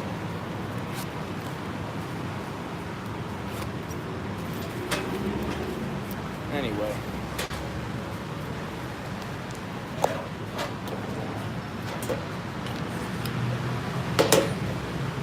Anyway, Wednesday. Your gift bag. They're behind you on the counter. Yeah. Yeah, those are the... they always have people coming to pick up bag after, you know, stuff for lunches or whatever it is.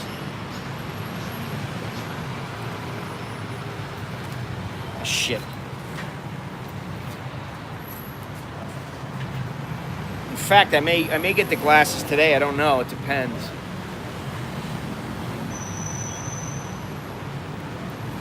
Bruce has been telling me about this one place. I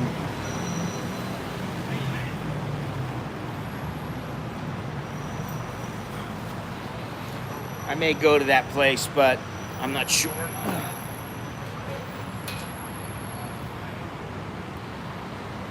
Well, LASIK is not in the near future. I got too many things I need to do. A pair of glasses that works is fine. I don't mind wearing glasses. As far as I know, they shut it down, which is fine with me. I never believed all the bullshit.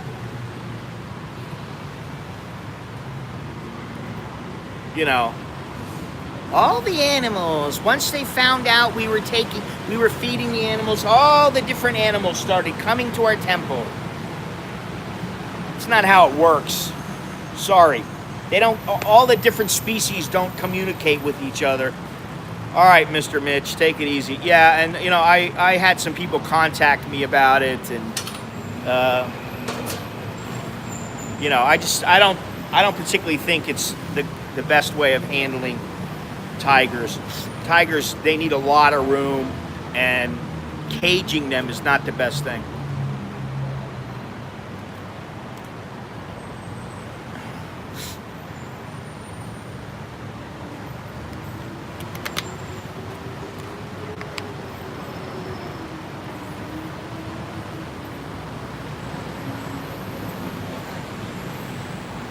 Oh, it's a guard dog.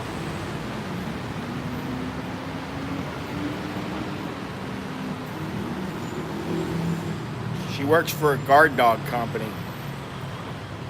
Never seen that before here.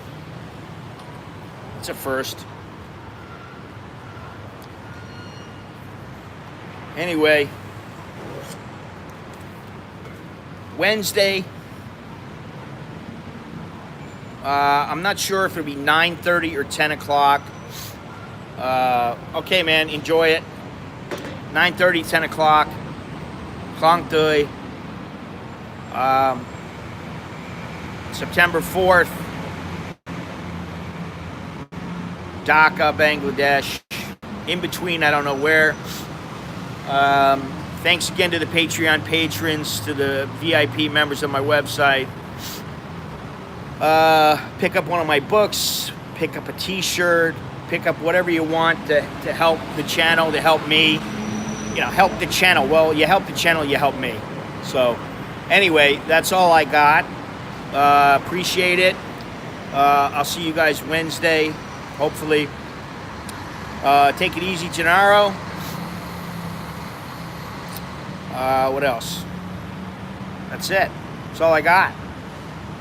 Till then, till next time, I'm Scott. I'm an American in Bangkok. Choke the Leo Jerken Mai. Jared, have a safe flight home, man. I'll talk to you later. Goodbye, everybody.